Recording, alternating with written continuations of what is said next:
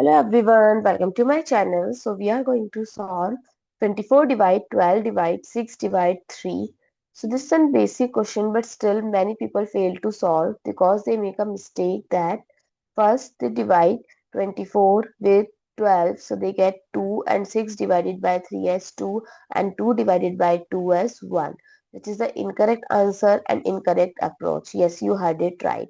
When same operation repeating, that is here's division, then always solve from left to right.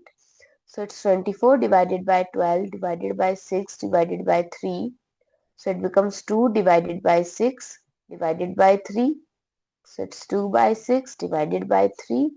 So it becomes 1 by 3, and we'll change the sign of division to multiplication and do the reciprocal. So our answer is 1 by 9.